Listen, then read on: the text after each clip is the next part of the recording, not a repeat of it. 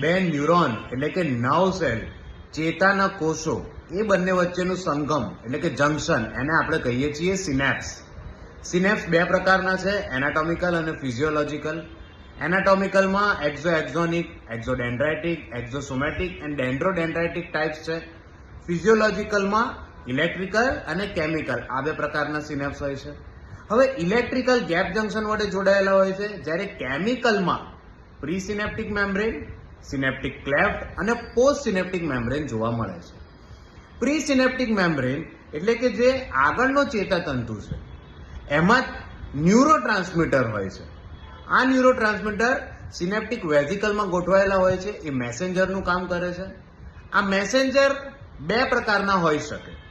એક તો આગળના ન્યુરોનને કે ચેતાકોષને એ એક્સાઇટ કરશે, અને બીજા પ્રકારના જે છે એ ઇન્હિબિટ કરશે એટલે કે અવરોધશે.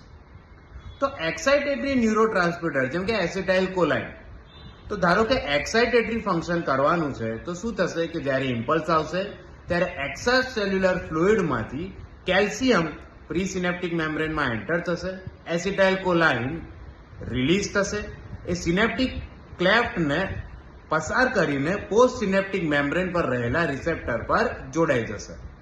રિસેપ્ટર પર જોડાવાના કારણે પોસ્ટ સિનેપ્ટિક મેમ્બ્રેનની સોડિયમ ચેનલ ઓપન થશે અને એના કારણે એક લોકલ પોટેન્શિયલ ક્રિએટ થશે. એને આપણે કહીએ છીએ એક્સાઇટેટરી પોસ્ટ સિનેપ્ટિક પોટેન્શિયલ, EPSP. હવે જો આ EPSP સ્ટ્રોંગ હશે તો એ એક્શન પોટેન્શિયલમાં કન્વર્ટ થશે અને ઇમ્પલ્સ પાસ થશે. તો આ થયું સિનેપ્સનું એક ફંક્શન. બીજું એનું ફંક્શન છે ઇન્હિબિશન એટલે કે અવરોધવું.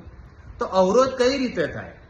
તો કોઈ ઇન્હિબિટરી ન્યુરોટ્રાન્સમીટર સિક્રેટ થશે, જેમ કે ગામા અમાઇનો બ્યુટેરિક એસિડ ગાબા, ઓર જે પ્રીસિનેપ્ટિક મેમ્બ્રેન છે એમાંથી કોઈ ન્યુરોટ્રાન્સમીટર રિલીઝ જ નહીં થાય. કાં તો સ્પાઇનલ કોર્ડમાં જે એન્ટિરિયર હોર્ન સેલ છે, જે રેન્સો સેલ સાથે સંકળાયેલો છે, એ રેન્સો સેલ એન્ટિરિયર હોર્ન સેલને અવરોધશે અને ઇમ્પલ્સ પાસ નહીં થવા દે.